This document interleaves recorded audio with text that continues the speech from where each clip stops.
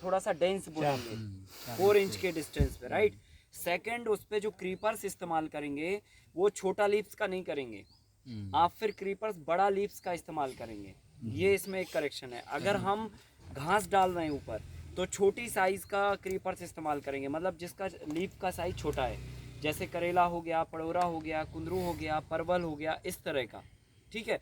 और अगर हम ये नहीं डाला घास और ऐसे ही रखा खाली 4 इंच के अंतर से, तो फिर हम इसमें लौकी डालेंगे, कुकुम्बर डालेंगे, है ना, ये सब बड़ा साइज तोरई डाल सकते हैं, इस तरह का।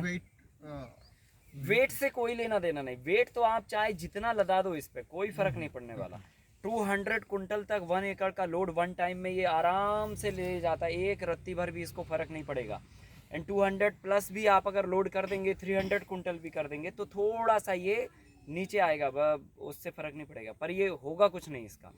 सो लोड के लिए ये मतलब जो है ना तैयार है, कोई दिक्कत नहीं, क्योंकि इतना सारा ये है ना डिस्ट्रीब्यूट होता है, एक किसी उस पे नहीं आता ये लोड, इस पे डिस्ट्रीब्यूट हो रहा है, इस पे डिस्ट्रीब्यूट हो रहा है, इस पे हो रहा है, इस पे हो रहा है, फिर उस पे जा रहा, फिर बॉर्डर सब एक दूसरे से कनेक्टेड है। तो लोड का जो है ना कोई इश्यूज नहीं है।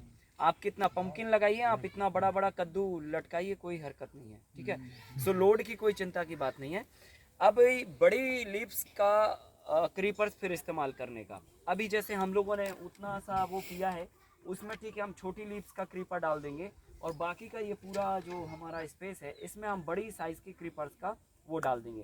अब इसमें क्या होता है, जैसे अगर हमें मॉडल का स्टार्टिंग करना है मंथ ऑफ फरवरी से, तो ये हमारी प्रिपरेशन दिसंबर से हो जाना चाहिए। मतलब हम उसका नर्सरी जो है, जो भी क्रीपर्स हमें ऊपर फैलानी है, वो हम दिसंबर से ही उसका नर्सरी सीडलिंग कर लें। तो क्या होगा कि दिसंबर जनवरी तक वो पौधा इतना इतना हो जाएगा, एंड फरवरी कल्टीवेशन के टाइम तक इतना इतना हो जाएगा, फिर हम उसको सीधा लगा के और एकदम बांध देंगे तुरंत, और वो जाके मार्च तक, जब जून तक गर्मी पहुंचेगी अप्रैल के आसपास की, तब तक वो ऊपर शेडो अपना बना लेगा। तो हमें फिर घास डालने की ज़रूरत नहीं पड़ेगी, हम उससे बच जाएंगे, वक्त भी बच जाएगा, पैसा भी बच जाएगा। तो ऐसा एक हमारे पास ऑप्शंस है, तो ये बात आपको ध्यान में रखनी है।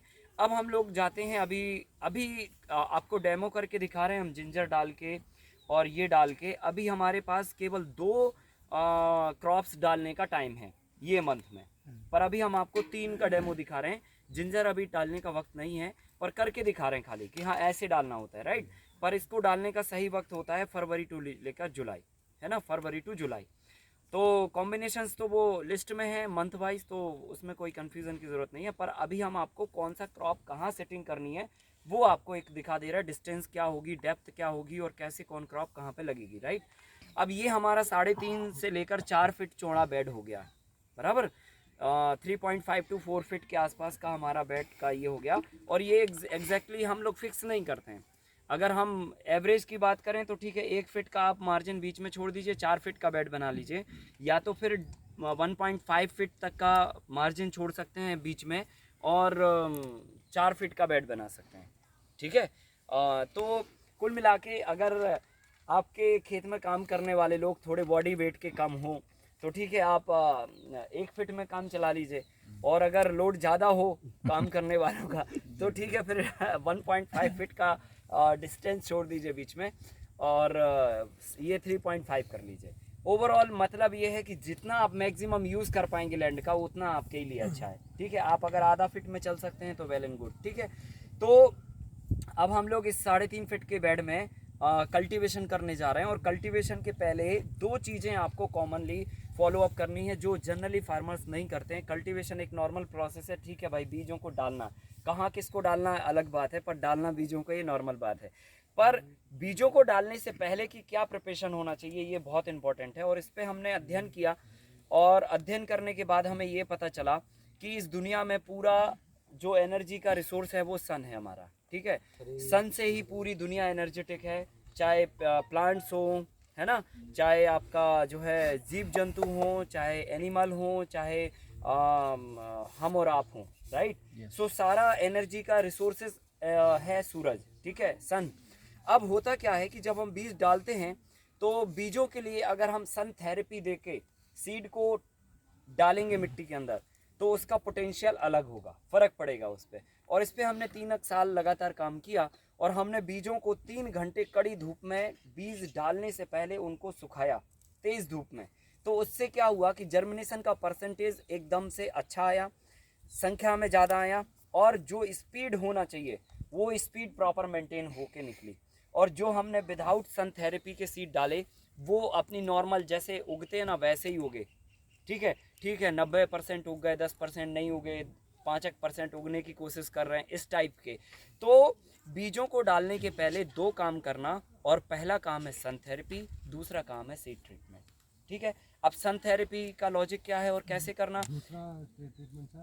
सन थेरेपी और सीड ट्रीटमेंट है ना।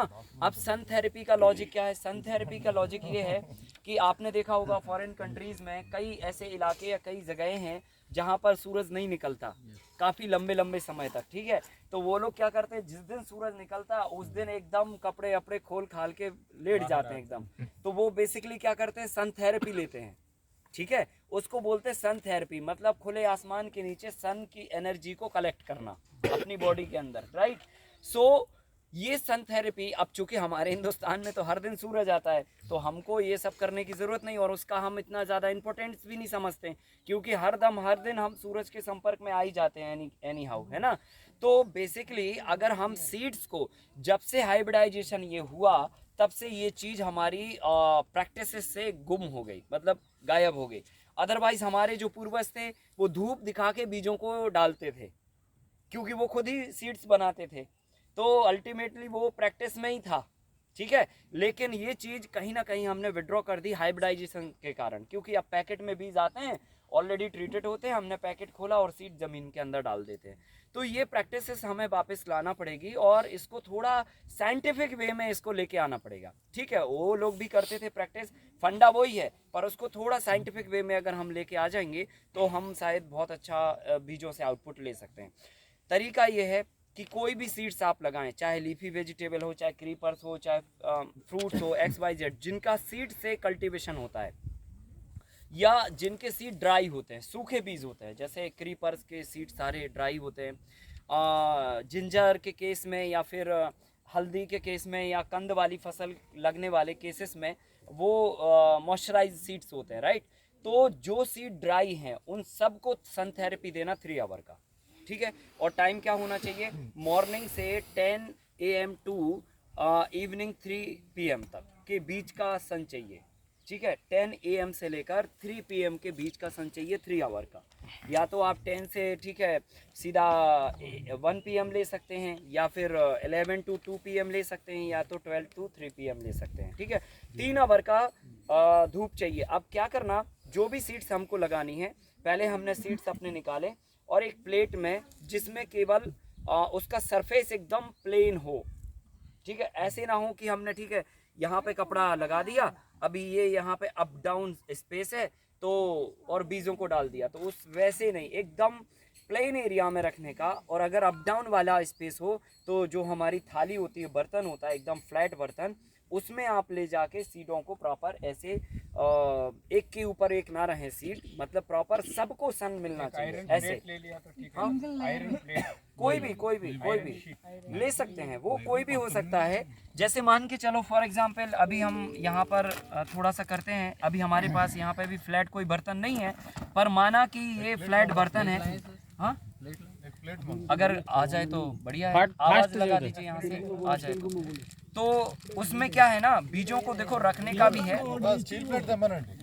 स्टील प्लेट चलेगा या कोई भी धातु का भी प्लेट चलेगा। तो उस पे क्या है कि 3 घंटे की अगर हम कड़ी धूप देते हैं तो ये हमने पाया है कि 20 जो हमारा नहीं ये नहीं गुम हो जाएगा। तो ये जो है सन थेरेपी का जो इफेक्ट है, बेसिकली इससे जर्मिनेशन पे भी फर्क पड़ता है। अगर हम नॉर्मली सीधा पैकेट से बीज खोल के डालते हैं तो जर्मिनेशन लगभग 10 से 15% नहीं होता है। ठीक है, 98% हो गया तो बहुत अच्छा जर्मिनेशन माना जाता है। ठीक है, लेकिन अगर सन थेरेपी का किया हुआ अगर जर्मिनेशन आप करते हैं तो आप कैलकुलेशन करना 95 प्लस ही मिलेगा, 90 से 94 नहीं मिलेगा आपको। जो बीज नॉर्मली कंडीशन में 70% कंपनियां क्लेम करती हैं कि 70% जर्मिनेशन होगा, वो जर्मिनेशन आपको 95 मिल जाएगा सन थेरेपी करने से। ये बहुत प्रैक्टिकल है। हाँ, सीड्स चाहे हाइब्रिड हो या तो हमारे देसी हो, सन थेरेपी सबको लागू होगा। ये समझ लीजिए, ठीक है। हाइब्रिड सीड्स हो या हमारे इंडिजीनियस सीड्स हो, दोनों को सन थेरेपी कंपलसरी है, ठीक है। और सीड लगाने के वो 3 घंटा पहले ही होना चाहिए। ऐसे नहीं है कि सन थेरेपी हमने 4 दिन पहले करके रख दिया और फिर जाके हमने सीड लगा दिया, वो तुरंत होना चाहिए। जैसे आज हमको कोई सीड डालनी है फॉर एग्जांपल, तो आज हम 10 बजे सीड्स को अपना डालेंगे और इवनिंग टाइम में हम अपना सीड मतलब वो कर देंगे। गड्डी गड्डी तो नुर्जे ये ऐसे फ्लैट बर्तन होना चाहिए। इसका मीनिंग बस केवल इतना ही है, पर्पस केवल इतना ही है कि सीड का अप डाउन नहीं होना चाहिए, प्रॉपर हर एक सीड को सन मिलना चाहिए, राइट।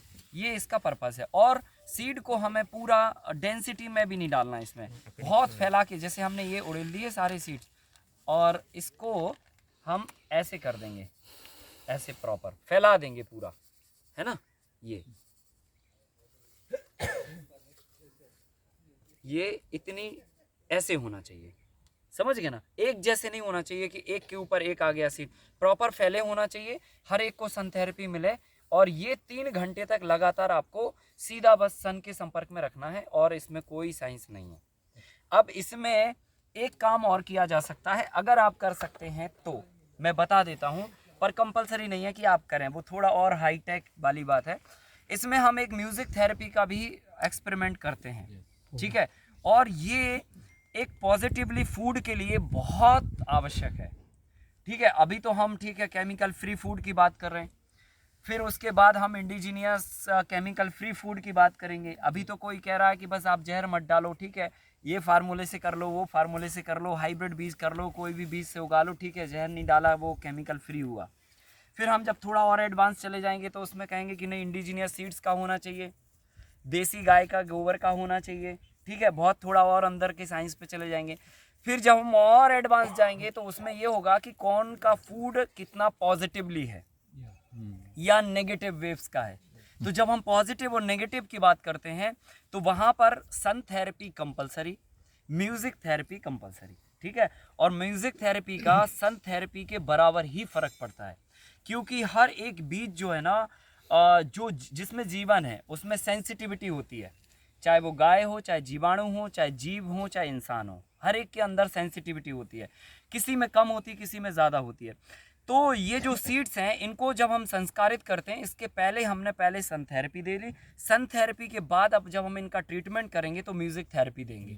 और म्यूज़िक थेरेपी के लिए हमने 11 टोटल साउंड सेलेक्ट किए अभी तक के पूरे अध्ययन करके, और इस पर रिसर्च पेपर भी हमने काफ़ी लिखे हुए हैं और काफ़ी इस पर अध्ययन है बहुत 7-8 सालों का। तो इसमें अलग अलग स्टेज पर प्लांट्स को सन थेरेपी, म्यूज़िक थेरेपी देकर आप 20 to 25% तक प्रोडक्शन को इंक्रीज कर सकते हैं। हाँ, 25% तक। और ये हमने जिंजर की क्रॉप में किया, टर्मरिक की क्रॉप में किया, टोमेटोज़ की क्रॉप में किया और बीन्स की क्रॉप में किया, मतलब ऐसी कईयों क्रॉप में किया। पर ये मोटी मोटी फसलें थीं जिनमें 20 to 25% तक प्लस इंक्रीज हुआ प्रोडक्शन केवल म्यूजिक थेरेपी से। और म्यूजिक थेरेपी 4 चरणों में दी जाती है, 4 स्टेप्स में। पहला स्टेप्स होता है कि जब आप सीड को संस्कारित करें, मतलब उपचारित करें, वो उसका पहला संस्कार होता है बीज का, है ना। जैसे हमारा जन्म संस्कार होता है ना, जन्म होता है उसके पहले हमारा संस्कार होता है, ठीक है। फिर मुंडन संस्कार और पता नहीं बहुत सारे 16 संस्कार होते हैं हमारे धर्म में पूरा, ठीक है। तो इसका जो संस्कार है वो पहला संस्कार होता है सीड ट्रीटमेंट, जिसको हम बोलते हैं बीज उपचार या बीज संस्कार, ठीक है। उस समय पे आप म्यूजिक का एक थेरेपी देंगे, कितना 45 मिनट्स का, ठीक है। बीजों को सन थेरेपी से हम लेके आए, फिर हमने 45 मिनट्स का इनको साउंड थेरेपी दे दिया। वो कहाँ पर, एक शांत जगह में पेड़ के नीचे या फिर किसी कमरे के अंदर आप म्यूज़िक चला के और वो सीड को आराम से रख सकते हैं। बस सीड को साउंड्स के संपर्क में रखना है आपको, हाँ, ट्रीटमेंट के तुरंत बाद, ठीक है। नहीं, साउंड स्पेसिफिक है, वो हम आपको दे सकते हैं, ठीक है, कि ट्रीटमेंट का ये साउंड है। हाँ, रॉक म्यूजिक, पॉप म्यूजिक ऐसा ये सब नहीं, आपकी पसंद के गाने नहीं चाहिए। क्लासिकल ऐसा कुछ है सब? हाँ, क्लासिकल इंस्ट्रूमेंटल साउंड्स होती हैं, वेव्स होती हैं एक्चुअली। वो वेव्स ही चाहिए, और उस वेव्स में भी अभी भी काफ़ी हम काम कर रहे हैं उस पर अभी 11 वेव्स हैं जो जिसमें से 6 वेव्स हैं जो प्लांट्स की ग्रोथ और ट्रीटमेंट के वक्त दी जाती हैं। बाकी की वेव्स गायों के लिए हैं, बाकी की वेव्स अर्थबम के लिए हैं। इस पे गायों पे भी हमने एक्सपेरिमेंट किया, गाना सुना के लगभग 2 लीटर देने वाली गाय से 2.5 से पौने 3 लीटर तक दूध लिया, केवल गाना सुना के। हाँ, और एक अर्थबम पर एक्सपेरिमेंट किया, तो जो अर्थबम हमारा 60 डेज में जितना वर्क दे रहा था, उसको साउंड थेरेपी देने के बाद उतना ही वर्क उसने 45 डेज में कंप्लीट करके दिया। तो साउंड थेरेपी का जीवों पर, इंसानों पे भी फर्क पड़ता है।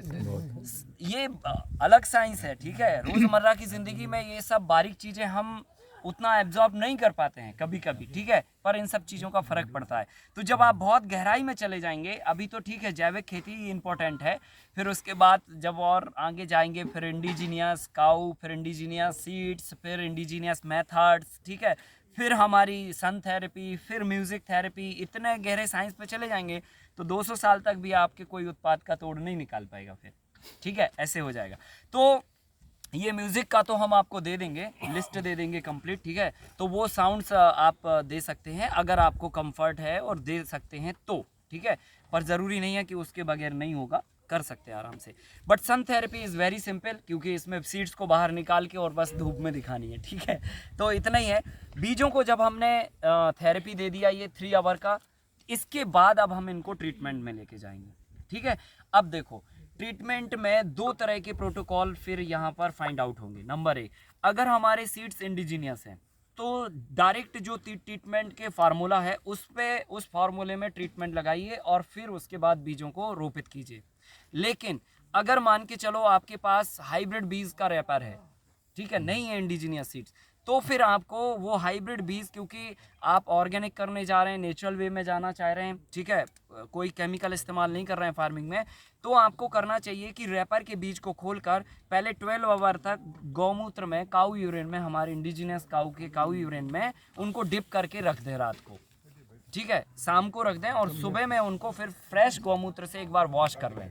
तो उनके ऊपर, सीड्स के ऊपर जो थायरम लगा होता है केमिकल के रूप में, वो थायरम सारा निकल जाता है। सो ये आपको कर लेना चाहिए, ठीक है। 12 घंटा।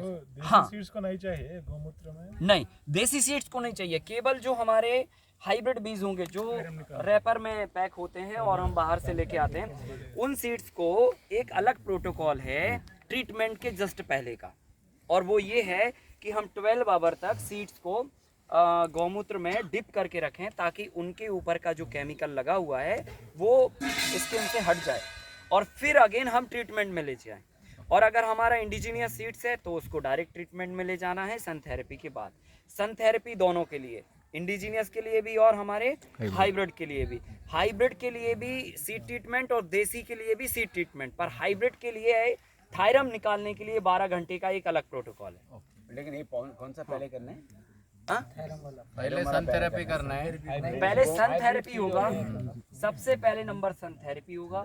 सन थेरेपी के बाद अगर बीज हाइब्रिड है तो 12 घंटे तक उसको गौमूत्र में आप डिप करके रखेंगे, फिर उसके बाद ट्रीटमेंट करेंगे उसका, ठीक है। और अगर वो हाइब्रिड नहीं है, ठीक है, इंडिजीनियस है, हमारा देसी बीज है, हम लोग अभी देसी बीज इस्तेमाल कर रहे हैं, तो ठीक है, सन थेरेपी दिया, अब हम सीधा ट्रीटमेंट करेंगे क्योंकि इन पे कोई केमिकल नहीं है। वो हाइब्रिड बीज में 12 घंटे तक इसलिए डुबाते हैं क्योंकि उसके ऊपर केमिकल लगा होता है, बीज के ऊपर थायरम वगैरह से ट्रीटमेंट होता है। वो केमिकल को हटाने के लिए गौमूत्र में जो एसिड होती है उसके साथ में उसको रखते हैं, तो उससे क्या होता है 12 घंटे में सारा वो डिटेक्ट हो जाता है। फिर आप साफ गौमूत्र से सीड्स को एक बार वॉश कर लीजिए, फिर आप ट्रीटमेंट में लेके जाइए। एक क्वेश्चन सर, अगर हम भूल के भी अगर देसी सीड्स को इसमें गौमूत्र में, कोई तकलीफ नहीं है, तकलीफ कुछ नहीं है, अगर कर दिए तो कोई बात नहीं। अब देखो next music therapy when to do? Just start from seed treatment. After नहीं, जस्ट स्टार्ट फॉर ट्रीटमेंट, मतलब सीड ट्रीटमेंट आप जैसे अभी हम सीड ट्रीटमेंट करने वाले, sun therapy complete, seed treatment start, music start, both the same. हाँ, और सीड ट्रीटमेंट करके 45 मिनट्स तक आप उसको करने के बाद छोड़ देंगे। सन ट्रीटमेंट के बाद म्यूजिक ट्रीटमेंट करना है। हाँ ठीक है, और फिर उसको 45 मिनट्स तक वो म्यूजिक कंटिन्यूअसली वो सीड्स के साथ में चलेगा। हरिप्रसाद चौरसिया का रूट चलेगा। चलता है ना। चलेगा। अभी हरे कृष्ण महामंत्र। हाँ लिस्ट भेज देंगे आपको। ये पता है इतना बड़ा रिसर्च है, इतना बड़ा है, अभी इस पे दुनिया में बहुत काम चल रहा है यूनिवर्सिटियों में। yes. इस पे हमने करीब 6 आर्टिकल लिखे हुए हैं और काफ़ी इनको मान्यता मिली पूरे देश भर में। म्यूज़िक जो है ना हमारी संस्कृति का एक बहुत बड़ा हिस्सा है, ठीक है। और अगर हम नेचर का अध्ययन करने जाएं तो आप देखोगे हमारे नेचर में जैसे हमारी अपनी दुनिया होती है, ऐसे पेड़ पौधों की भी अपनी दुनिया होती है। उनका भी जो है थिएटर होता है, उनका भी सब होता है, जैसे सिनेमा सब होता है उनका। हमारा थोड़ा तरीका अलग है, उनका तरीका अलग है। देखो उनके लिए आप अगर कोई पौधा फूल पे है, फ्लावर्स पे है, तो आप देखोगे उसके नज़दीक जो है ना मधुमक्खियाँ घूमती हैं, फिर आप देखोगे उसके साथ साथ में तितलियाँ घूमती हैं। इन सब का क्या रोल है वहाँ पर, ठीक है। ये सब आपस में एक दूसरे का मनोरंजन करते हैं, मधुमक्खियाँ, तितलियाँ, और फिर ऊपर से भौरा आ जाता है। भौरे का नाम आपने सुना होगा, एक फिल्म है भौरा गुनगुनाते हैं पंछी मुस्कुराते हैं, ऐसे करके कोई गाना है, मुझे पता नहीं किस फिल्म का है, पर जो भौरे होते हैं ना, भौं ऐसे भुन भुन जैसी आवाज़ करते हैं, ये जो है प्लांट्स के म्यूजिक हैं। ये जो है ना नृत्य है इनका, है ना। और फिर तितलियाँ उस पर डांस करती है, ठीक है। सो ओवरऑल ये उनका ठीक है सिस्टम है, अभी उतना नहीं समझते हैं, पर कुल मिला के नेचर का एक पूरा सिस्टम सेट है। और भौरों के माध्यम से प्लांट्स म्यूजिक थेरेपी को लेते हैं ऑलरेडी, पर हमने वो म्यूजिक थेरेपी उनकी डैमेज कर दी और अपना साउंड थेरेपी, इतना पॉल्यूशन थेरेपी और पता नहीं कौन कौन सी थेरेपी हमने इन्वायरमेंट में छोड़ दी, ठीक है। तो उसके कारण सब डिस्टरबेंस हो गया और सारी दुनिया स्ट्रेस में आ गई। हर एक जीव स्ट्रेस में है, प्लांट भी। आपको क्या लगता है ये नीम का पेड़ खड़ा है, ये इसको बहुत तनाव है, अभी बहुत स्ट्रेस में है ये। अगर हम ये थेरेपी के संपर्क में इसको रखेंगे, आप यकीन मानिए, आप अगर इसको 5 तरह के गाने अलग अलग स्टेज में 1 वीक तक अगर आप सुना देंगे तो इस पे अलग फ़र्क आ जाएगा, गारंटी के साथ फ़र्क आ जाएगा। ऐसे एवरी प्लांट के साथ में किया जा सकता है, एवरी प्लांट। तो ये बहुत गहरा साइंस है, इस पे बहुत शोध चाहिए, अध्ययन किया है हमने। अभी तक जितना हुआ वो हम आपको दे सकते हैं। 11 साउंड्स हैं अलग अलग क्रॉप के, अलग अलग स्टेज के, तो वो आप हमसे ले सकते हैं, ठीक है। तो अब हम ट्रीटमेंट करने वाले हैं और ट्रीटमेंट के लिए हम पहले सॉल्यूशन बनाएंगे। और सॉल्यूशन क्या बोलता है, देश में बहुत सारे विद्वानों के अलग अलग फार्मूले हैं। हम किसी भी विद्वान के फार्मूले पर कोई सवाल नहीं खड़ा कर रहे हैं, लेकिन मेरा कहने का मतलब ये है कि जो फार्मूला एक यूनिक हो और हर तरह की सुरक्षा प्रदान करे। सभी के फार्मूले अपनी जगह बहुत बेहतर हैं, इसमें कोई दो राय नहीं, लेकिन कंडीशन कई बार क्या होती हैं, बदल जाती हैं हर एक जगह की। जैसे ये रेडिश सॉइल है, कहीं पर दीमक ज़्यादा होता है, कहीं पर चींटियाँ ज़्यादा होती हैं, कहीं पर पक्षी ज़्यादा होते हैं, कहीं पर मोर ज़्यादा होती हैं, कहीं पर सूअर ज़्यादा होते हैं, लाइक कुछ भी, ठीक है। तो अब होता क्या है कि हमने जब ये स्टडी किया तो हमने देखा कि ट्रीटमेंट हमने मान के चलो कोई बैक्टीरिया से कर दिया ट्रीटमेंट, ठीक है, हमने गौमूत्र से कर दिया ट्रीटमेंट, गुड़ से कर दिया ट्रीटमेंट, और XYZ कुछ भी और फार्मूले से, ठीक है। तो उसमें क्या हो रहा है ना कि इन कीटों को हम नहीं रोक पा रहे।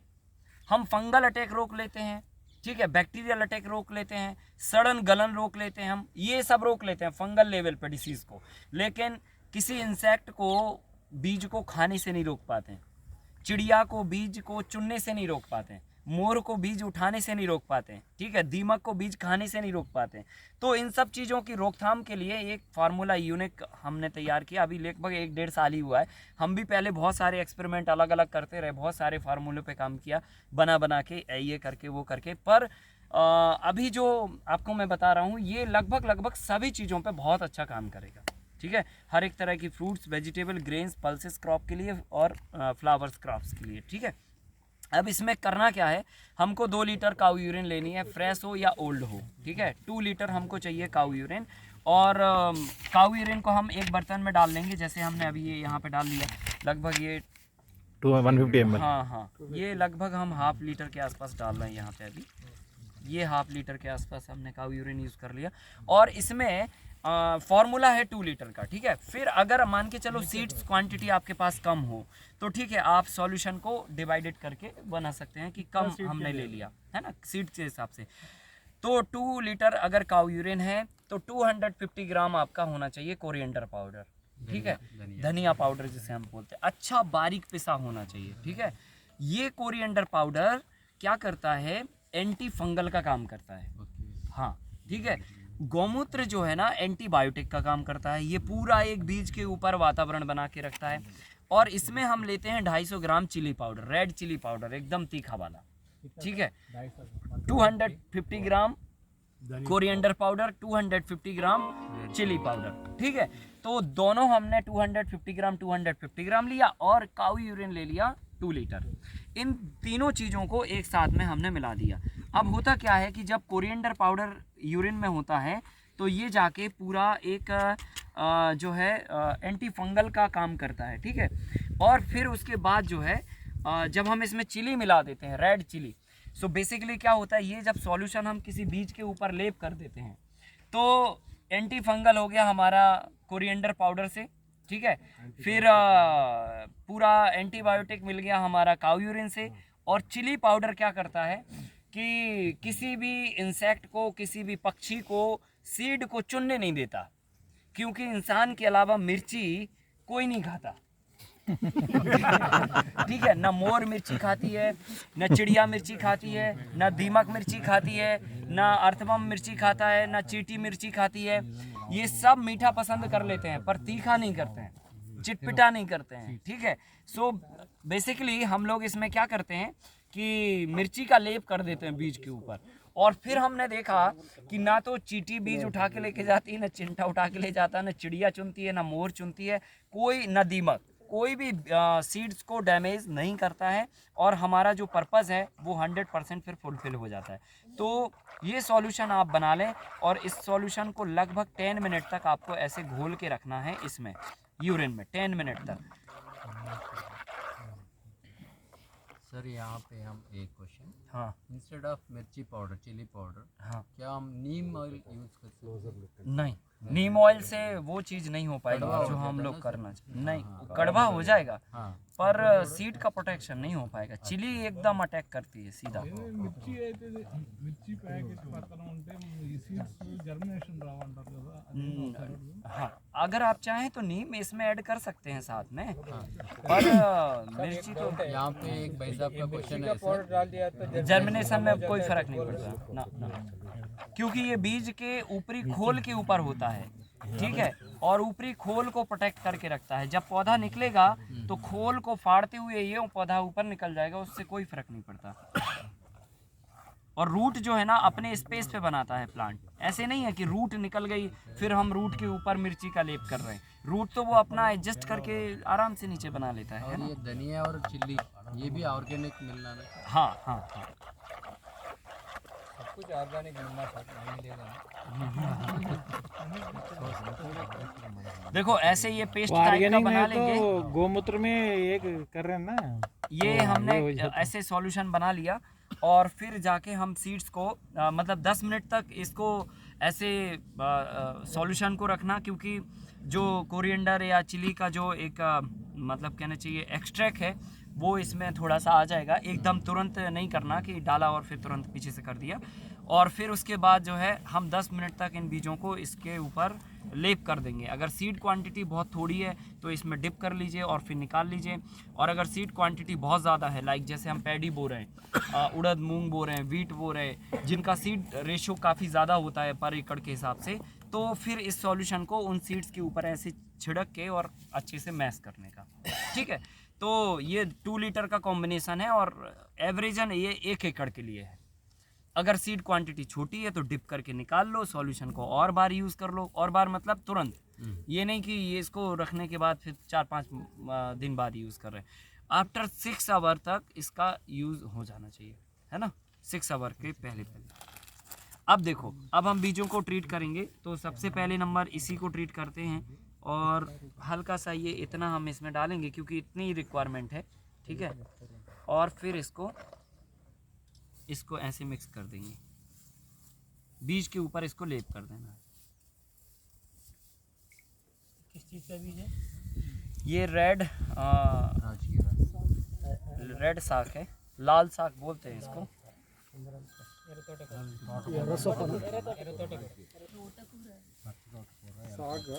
देखो ये प्रॉपर जो है ना, हमने सीड के ऊपर नीचे आजू बाजू सब ऐसे मिला के और इसको छोड़ दिया।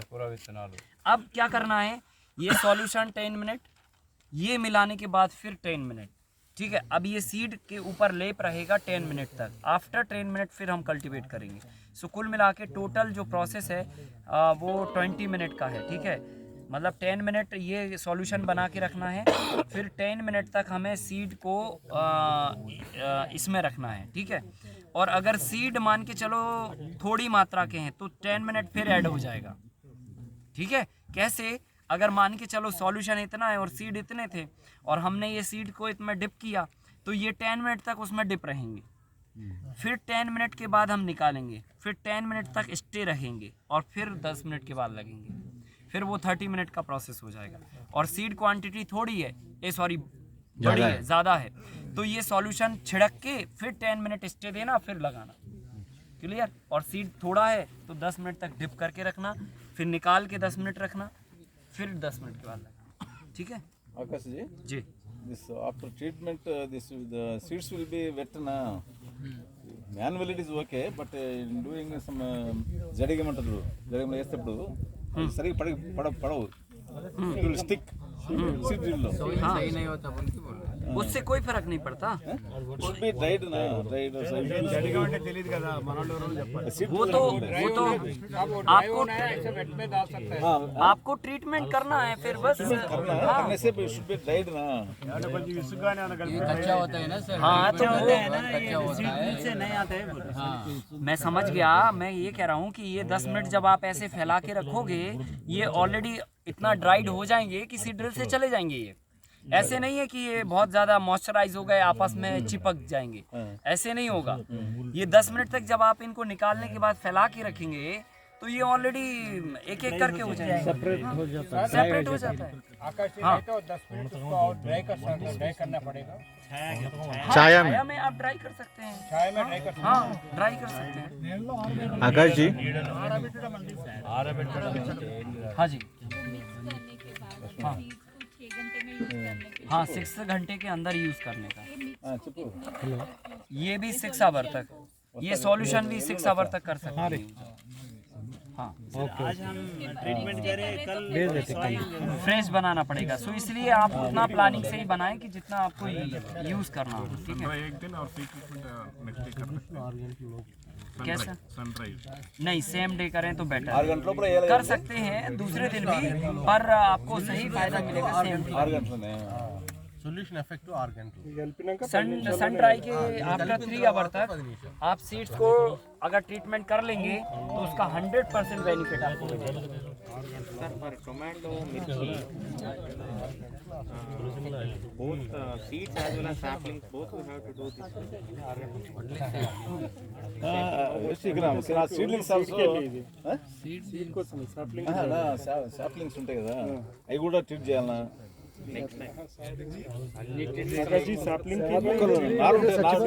టమాటా మిర్చి నారు ఉంటాయి కదా, అది కూడా తింటాము. कैसा? सबको ट्रीटमेंट सबका होगा। नर्सरी से अगर नर्सरी से लेके आए तो नर्सरी को डिप करके लगाइए आप। हाँ हाँ हाँ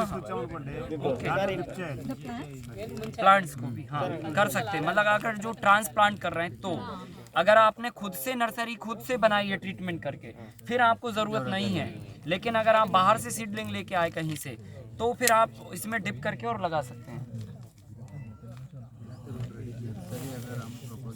आकाश जी, थोड़ा नीचे पीछे। आकाश जी एक सवाल है। हाँ बताइए।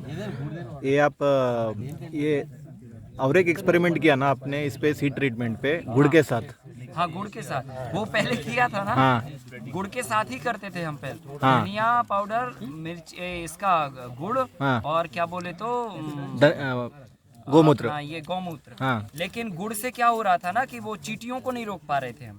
चींटियाँ ज़्यादा आ रही थी। चींटियां आ रही थी, मोर आ रही थी, मोर चुन के ले जा रही थी, कई बार पक्षी लेके जाते हैं। हाँ। ये सब नहीं नहीं रोक रोक पा पा रहे रहे, थे ओके। तो इसीलिए- मिर्ची लगाया फिर। ओके, तो ये मिर्ची का अभी 1 साल से ही किया, तो मिर्ची का चल रहा है अभी। अभी मिर्ची का ओके, बेस्ट है, सब मैं करके देख लिया मैंने, ओके। कोई तकलीफ नहीं है। जर्मिनेशन का कोई प्रॉब्लम। ये है एमरंथस है, ये रेड एमरंथस है, ये करेला है और ये जिंजर है, ठीक है। सो हम लोग इसमें एक में लाल साग बोएंगे और इसमें ये बोएंगे ग्रीन वाला, ठीक है। हाँ ये हाँ सबको सबको सबको सबको कर सकते हैं, सबको सबको ही करना है। रूट्स डिप करना है इसका। हाँ नर्सरी का रूट डिप करना है। हाँ देखिए अब हम यहाँ पे जिंजर को थोड़ा सा समझ लेते हैं। Excuse me, hello sir. भैया जिंजर में बेसिकली क्या है कि जैसे ये एक जिंजर है, इसको हमको ये इसके जो नोड होते हैं ना 3 to 5 नोड तक रख के हमको इसको ब्रेक करना है। ऐसे नहीं ये पूरा का पूरा नहीं लगेगा। अगर इसमें 1 2 3 4 नोड हैं तो इसको हम यहाँ से ब्रेक कर देंगे। फिर इसमें हम देखेंगे 1 2 3 4 नोड हैं, फिर इसको हम यहाँ से ब्रेक कर देंगे और फिर ये हम सेपरेट रखेंगे, ठीक है। सो इतना इतना हम ये इसको ब्रेक करके फिर हम लगाते हैं, पूरा नहीं लगाते कंद का कंद। ये देखिए इतना इतना ब्रेक करके मिनिमम जो है ना 4 नोड होना चाहिए और 3 to 4 नोड और मैक्सिमम चलो ठीक है। अगर मान के चलो ऐसा भी हो जाता है कि ये लिया मान के चलो, अब इसको अगर हम तोड़ेंगे तो इसके पास केवल 1 नोड ही दिख रही है ये, तो इसके साथ में 1 2 3 नोड और जुड़ गई तो ये मिला के लगभग 5 हो गई, तो चलेगी 5, ठीक है। पर 3 से कम नहीं होना चाहिए, समझ रहे ना, 5 चल जाएगी है ना, ये इस तरह से। तो ये थोड़ा सा जब हम अदरक को लगाते हैं तो ये देखना पड़ता है। हल्दी के केस में नहीं देखना पड़ता, क्योंकि हल्दी में तो सीधा फिंगर अगर आप लगा रहे हैं तो एक एक फिंगर आप लगा देते हैं सीधा, है ना। ये ऐसे बनाना है इसका। आकाश जी। जिंजर को बोलते हैं ना पहले वेट करके क्लॉथ में लगा के थोड़ा निकलने के बाद लगाने के लिए। वो कर सकते हैं, उससे नोड बन जाती है उसकी, है ना। मतलब ये आँख जो है ना थोड़ा सा और अच्छा आ जाता है, वो कर सकते हैं। परंतु अगर हम फरवरी में इसको डाल रहे हैं ना तो वो ज़मीन के अंदर ऑलरेडी होती रहती है वो प्रोसेस, है ना, क्योंकि ये 2 महीना रेस्ट ऑफ पीरियड में ही पड़ा रहता है ज़मीन के अंदर, तो ज़रूरी नहीं है। ऐसा नहीं है कि आप वो नहीं करेंगे तो उस पर फ़र्क पड़ेगा, पर कर लेंगे तो अच्छा होगा, ऐसा है। हाँ अगर आपके पास वक्त हो कि हमारे पास ठीक है अभी ये हमारी मैच्योरिटी आ गई दिसंबर में और अब हमें इसको फरवरी में लगाना है और फील्ड हमें खाली करनी है, तो फिर आप ठीक है निकाल के उसको गड्ढे में रख सकते हैं। उसके लिए 2 फीट गहरा और 2 फीट चौड़ा और 10 से 12 फीट गहरा लंबा गड्ढा बना लीजिए और उस पर अंदर की साइड में उसको काउडंग से लेप कर दीजिए और उसको सूखने के बाद फिर जिंजर को भर के उसमें रख दीजिए और ऊपर से फिर गोबर का 4 इंची का लेप कर दें और 3 महीना 4 महीना जब तक आपको नहीं लगाना तब तक उसमें स्टोर करके रख सकते हैं। इसका वेट लॉस नहीं होगा और इसमें अंकुरण बहुत अच्छे भर आएंगे, रूट्स निकल आएंगी थोड़ी थोड़ी और फिर आके तुरंत आप लगा दीजिए तो उसका जर्मिनेशन और जल्दी आ जाता है। ट्रीटमेंट करना पड़ेगा सर। ट्रीटमेंट तो आपको हर दम करना लगाते टाइम में और लगाते टाइम में होना ही होना है, ट्रीटमेंट कहीं नहीं जाएगा। गोबर के नीचे हाँ खड्डा करना। हाँ मतलब जो है ना एक आपको वो करना, मतलब जमीन के अंदर एक पोल बनानी है। हाँ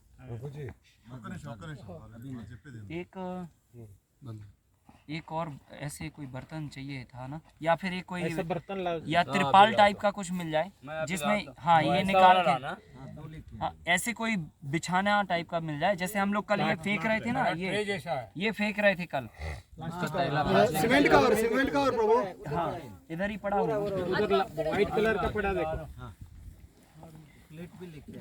आकाश जी हल्दी का भी कितना अंक लेना है? नहीं हल्दी का तो एक एक क्योंकि उसमें फिंगर या गट्टू लगता है ना, तो फिंगर तो सिंगल ही होता है वो, उसमें फिर काटा कूटी नहीं होगी, उसमें 2 आँख हो 3 हो 4 हो जो भी हो। अच्छा एक और यहाँ पे मैं आपको जब तक बता देता हूँ, ये आ रहा है जब तक ट्रीटमेंट हो रहा है, कि जिंजर के केस में या जो कंद वाली जो क्रॉप्स होती हैं इनके केस में एक ट्रीटमेंट थोड़ा सा एक्स्ट्रा ऑर्डिनरी होता है इनके लिए, मतलब एक VIP अरेंजमेंट भी है, ठीक है। इनका ट्रीटमेंट एक अलग ट्रीटमेंट भी है खाली इन क्रॉप का, जिनमें मॉइस्चर होता है, ठीक है। ओके। तो जैसे इसको क्या करते हैं फिर अपन 10 लीटर पानी लेते हैं और 1 kg लाइम स्टोन लेते हैं। हाँ दिस पीछे रख लो, ये इधर रख दो सामने। 10 लीटर पानी लिया हमने फ्रेश वाटर और 10 लीटर वाटर में 1 kg हमें लाइम स्टोन मिलाना है। सो लाइम स्टोन को 10 लीटर वाटर में हमने डिज़ोल्व कर लिया और डिज़ोल्व करने के बाद फिर जिंजर को 10 मिनट उस पानी में स्टे देना है, फिर निकाल के उसको 10 मिनट वापस रखना है और फिर कल्टीवेट करना है। इससे क्या होगा कि देखो जिंजर ना तो चींटी उठा के लेके जाने वाली है, न चिड़िया लेके जाने वाली है, ना इसको मोर खाएगी, ना और कोई खाएगा। इसको खतरा केवल है फंगल डिसीज से, ठीक है, मतलब सड़न गलन से, क्योंकि इसमें मॉइस्चर है, पानी है, तो सड़ने की संभावना इसकी और ज़्यादा बढ़ जाती है, ठीक है। तो इसलिए हम चूने से उसका करते हैं ट्रीटमेंट। चूना क्या करता है कि इसके आसपास जो है ना बिल्कुल भी वो सड़न गलन की स्थिति को पैदा नहीं होने देता, फंगल को पैदा होने ही नहीं देता, मतलब फंगल फ्री फील्ड बना के रखता है आजू बाजू। तो इसलिए इसको ये अपन अलग ट्रीटमेंट एक करते हैं, ठीक तो है। ये ट्रीटमेंट के बाद करेंगे वो लाइमस्टोन वाला? ये नहीं करना फिर, वो ये नहीं करने का? हाँ फिर इसको वो अलग ट्रीटमेंट है। जब ओके। VIP मिल गया तो VIP मिलेगा तो नॉर्मल ट्रीटमेंट। ओके। जिंजर, हाँ हल्दी और आलू ऐसे सब। हाँ ऐसे क्रॉप्स के लिए जिनमें मॉइस्चर ऑल ट्यूबर्स या जो कंद से लगती हैं, कंद, ओके, ठीक है। ये करने का जरूरत नहीं। हाँ फिर ये करने की इनको ज़रूरत नहीं है, उनको केवल उसी से आप करिए तो ज़्यादा अच्छा है, और उसी से करना चाहिए कायदे से तो इनको, क्योंकि रिस्क हम क्यों लें, है ना। क्योंकि ये इनके पास सड़ने के सारे साधन होते हैं, तो बेटर है कि हम इनको उससे बचा सकते हैं। ये 10 kg वाटर और 1 kg लाइमस्टोन, ये कितने लगभग इसमें 200 kg तक ट्रीट हो जाएगा। आप उसी में डिप करके निकाल के और फिर दूसरा डिप कर दीजिए, फिर और निकाल के फिर, हाँ ऐसे। उसका रेशियो भी कम कर सकते हैं, सीड कम है तो मतलब? हाँ सीड कम है, रेशो कम कर दो, सीड ज़्यादा है क्वांटिटी बढ़ा बढ़ा दो, दो। वो सब कर सकते हैं। इन 1 kg limestone. 10 liter water and 10 liter water. Limestone? लगाने के पहले के बाद? हाँ जस्ट पहले। बीजों को कभी भी ध्यान रखिए, बीजों को कभी भी ट्रीटमेंट करके नहीं रखने का, जब आपको लगाना तभी आपको ट्रीटमेंट करने का, ठीक है। ऐसे नहीं कि हमने पहले से ट्रीटमेंट कर लिया और फिर मन बदल गया, आप चलो कल लगाएंगे, ऐसे नहीं होना। वो भी कर हल्दी का भी यूज कर सकते हैं। इसके बाद कैल्शियम का भी ट्रीटमेंट नहीं, ओनली वन एनी से हो गया। नहीं वो उनका उसी से होगा, फिर इससे नहीं होगा। हाँ हल्दी का भी यूज कर सकते हैं और सिर्फ ऑल ग्राउंड क्रॉप्स దుంప వాటి కానీ ये गड़ लगे ना। अच्छा, इससे भी ऐसा नहीं है कि फंगल इससे आएगा, अगर ये ट्रीटमेंट कर दिया तो इससे भी फंगल रुकेगा, पर ठीक है वो उनका थोड़ा स्ट्रॉन्ग हो जाता है, यही है बात। चूना का बहुत स्ट्रॉन्ग हो जाता है, सब इसका बाद कैल्शियम कार्बोनेट, चूना का राइट। बाद ये करना है। हाँ ये नहीं करने का, फिर ये नहीं करने का, चूना लगा लिया फिर करने फिर नहीं करने का, और वो केवल ये कंद वाली क्रॉप को करने का, बाकी सबका यही ट्रीटमेंट चलेगा जो हम लोग कर रहे हैं। पीछे आइए, आपका मोबाइल पकड़ेगा वहाँ।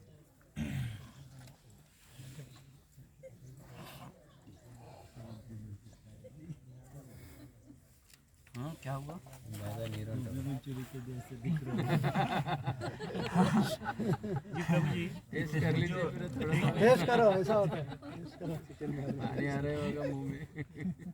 जी सर, इसमें जो ट्रीटमेंट सोल्यूशन है ना, ये पैडी फील्ड में नर्सरी तो बहुत होती है, हाँ 1 एकड़ के लिए। हाँ ये सोल्यूशन तो बस नहीं होता है। नहीं, अरे वो 1 एकड़ की पैडी कितना डालते हैं आप? 8 kg डालते हैं ना? ये 8 to 20 kg है। ठीक है 20 kg डालो, ये इतना हुआ ना, ठीक है। हमने 2 लीटर का, ये तो आधा लीटर का था ना, अभी हाफ लीटर का, 2 लीटर का इससे 3 टाइम्स ज़्यादा होगा, बराबर। अब वो आपको क्या करना है, ये ले लो आप मग्घा ऐसे, और ऐसे ऐसे ऐसे ऐसे इसको छिड़क दो। सीड के ऊपर नहीं बोल रहा हूँ मैं, सीड के ऊपर नर्सरी जो है ना, नर्सरी అవసరం లేదు సీడ్ చేసిన తర్వాత सीड्स को करने के बाद सीड्स को अगर कर लिया तो नर्सरी करने की जरूरत नहीं है, थोड़े बाद हाँ, और नर्सरी को करना चाहते हैं तो ठीक है कर लीजिए आप, उसमें डिप करते जाइए, अगर खत्म हो गया तो रिपीट बना लीजिए फिर। हाँ और बना। हाँ पर सॉल्यूशन वो 200-250 ही का बनेगा। हाँ अब देखिए, अब हम लोग నారును కూడా దాంట్లో ముంచి నాటొచ్చని అదే కదా సరిపోకపోతే మళ్ళీ తయారు చేసుకోవడం కానీ Onions and garlics can be हाँ, अगर ऑनियन आप अगर उससे लगा रहे हैं रूट से, रूट मतलब कंद से लगा रहे हैं, तो फिर आपको वो ट्रीटमेंट करने का लाइम वाला। और अगर आप सीड से लगा रहे हैं तो ये वाला करने का। दो तरह से अनियन लगता है। एक ग्रीन अनियन जो हम लोग बनाते हैं वो सीधा छोटे छोटे अनियन से ही लगता है। अनियन का सीड बनाने के लिए अनियन का बड़ा बल्ब लगता है, ठीक है, बड़ा अनियन लगता है। और अगर हम अनियन बनाना चाह रहे हैं तो अनियन सीड से बनती है, पहले सीड से नर्सरी, नर्सरी से ट्रांसप्लांट होती है। तो उसके लिए फिर सीड्स के लिए ये वाला प्रोटोकॉल है, ठीक है। हाँ, गार्लिक के लिए वो चूना लाइम वाला प्रोटोकॉल है, ठीक है। अब देखो, अब हम क्या करने वाले हैं, अब हम सीड्स को कल्टीवेट करने वाले हैं। लगभग 10 मिनट हो गए और अब सबसे पहले नंबर हमारी रूट क्रॉप कल्टीवेट होगी, राइट। सो सबसे पहले नंबर ज़मीन के अंदर हम कंद वाली फसल को लगाएंगे, ठीक है। सबसे पहले नंबर इसको थोड़ा सा यहाँ रखिए और संभल के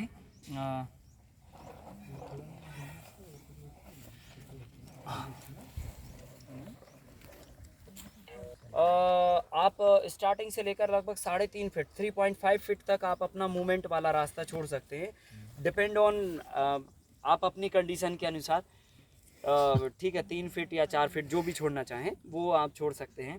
तो लगभग 3.5 फीट इज़ इनफ होता है, उतना छोड़ के बाकी का यहाँ से आप इसको लगा सकते हैं। मतलब जो है ना, हमारा बेड यहाँ से स्टार्ट हो सकता है, ठीक है। तो ये अब हम नहीं देखेंगे कि भाई बैम्बू लगा है उसकी सीज से ही हम शुरू करेंगे, ये ज़रूरी नहीं है। आप यहाँ से शुरू करें, कोई हरकत नहीं है, ठीक है। पर अभी हम यहाँ से ही शुरू कर रहे हैं और जब हम शुरू करेंगे तो ये जहाँ से बेड हमारा स्टार्ट हो रहा है, यहाँ से हमारा बेड स्टार्ट हो रहा है। सो यहाँ से 3 इंच हमको छोड़ देनी है। 3 इंच मतलब ये हुआ, इतना डिस्टेंस हमको छोड़ देना है, ठीक है। ये नहीं कि बिल्कुल एकदम कॉर्नर से ही शुरू किया। 3 इंच छोड़ने के बाद हम पहले यहाँ पर एक को सेट करेंगे, फिर ये हमारा 6 इंच का हुआ। सो दूसरा सेकंड हम 6 इंच पर करेंगे, फिर थर्ड फिर हम 6 इंच पर थर्ड करेंगे, यहाँ पर ये कर दिया। फिर हमें ये नहीं देखना है कि ये बैम्बू आया, ये इधर पे मतलब जो है ना लीफी क्रॉप आएगी या यहाँ पे क्रीपर लगेगा, ऐसे नहीं सोचना है आपको। तो अपना डिस्टेंस मेंटेन करना है, ठीक है। फिर इसके बाद फिर हमने 6 पे ये लगा दिया, फिर इसके बाद हम एक और 6 पे लगाएंगे, फिर एक और 6 पे लग जाएगा, ठीक है। सो ये 3 उधर से छूट के ये 6 पे लग गए हमारे। पहले हम क्या करेंगे कि हमसे कोई गलती ना हो और हमें आइडिया रहे, क्योंकि जब आपकी फील्ड पे काम करेंगे 4-5 लोग साथ में काम करेंगे तो कोई इधर उसने अंदर डाल दिया, फिर इधर कोई ने अंदर डाल दिया, अभी फिर वो कंफ्यूज हो गया कि किधर अंदर डाला था, ठीक है। ऐसे जनरली प्रैक्टिस में होता है, तो ये प्रैक्टिकल बात है। तो हमको क्या करना कि पहले ऐसी सेटिंग कर लेनी है, वो टाइम बहुत बचाएगा आपको, ठीक है। सो हमने क्या किया, फटाफट सेटिंग कर ली। अब इससे फिर 6 इंच, हाँ इससे 6 इंच इधर, इससे 3 इंच इधर, ठीक है, फैला। और फिर इससे ये 6 इंच 6 इंच, ये 6 बाई 6 टोटल, ये 6 रख दिया, ठीक है। ऐसे करके हमने ये सेटिंग बना ली। ये 6 पे पहले रख लिया ओपन में, ये ऐसे रख लिया, ये फिर हमने सेटिंग बना ली। हाँ, क्या है इसमें टाइम बच जाता है आपका और फटाफट जो है ना आपका काम हो जाता है। हाँ, ये लीजिए,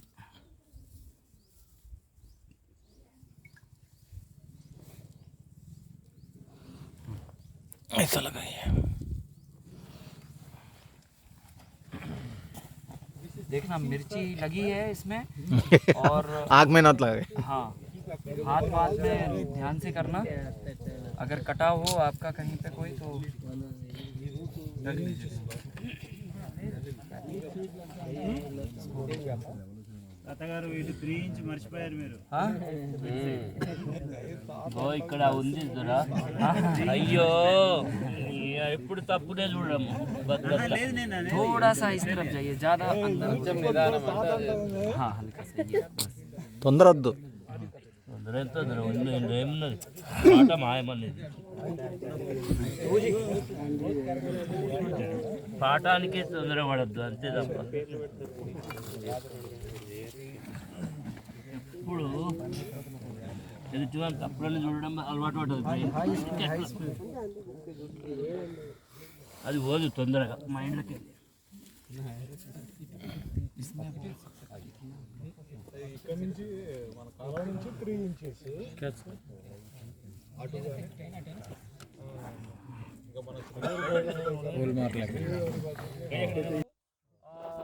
green onion sorry seed onion, मतलब जो सीड बनाने के लिए अनियन डालते हैं वो, और शकलकंद, जो जिमीकंद, कचूर, सूरन, हाँ, ये सारी क्रॉप्स के लिए 6 इंच का प्रोटोकॉल है। लैटरली होता है, हाँ गाजर तो वर्टिकली नीचे जाता है, वो उसके लिए अलग होता है। हाँ, तो उसके लिए तो पूरा ऐसे ही स्प्रेड करते हैं, उसका नापतोल नहीं रखते क्योंकि सीड इतना बारीक होता है आप नापतोल नहीं कर पाते हैं उसका, तो उसके लिए तो ऐसे स्प्रेड कर देते हैं बस, ठीक है। ज़्यादा डेंसिटी में हो गया कोई फर्कत नहीं है, ऐसे है। ओके वो थाली उठाएंगे। रेडिश और गाजर हाँ।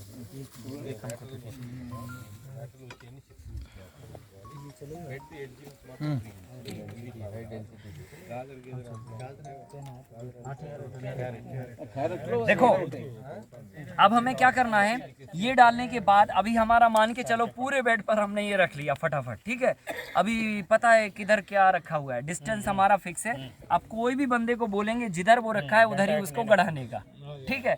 सो क्या करना, ये करके लगभग इसको 2 इंच की डेप्थ देनी है हमको। कितना? ये 2 इंच, ये फुल इतना होना चाहिए, सरफेस से इतनी गहराई पर ये ज़मीन के अंदर होना चाहिए। तो ये लिया और ये जाके हमने रख दिया और ये पैक कर दिया, बस लेवल कर दिया। सो जिधर पे जो रखा है वहीं पर उसको ज़मीन के अंदर डालने का, मतलब कहीं पर भी उसको एडजस्ट नहीं देना और ये ऐसे ढक देने का, ठीक है। उससे करो। हाँ, वो इसी से करना पड़ेगा, कहीं कहीं पे उसका वो जो होता है ना खुरपी टाइप का, हाँ ऐसे करके वो इधर है नहीं। మూల లాంటివి ఉపయోగించుకుంటే ఈజీ అయిపోతుంది। हाँ, ये 2 इंच की गहराई पे सबसे पहले नंबर ये क्रॉप लगानी है, इसके बाद फिर हम दूसरी क्रॉप लगाएंगे, ठीक है।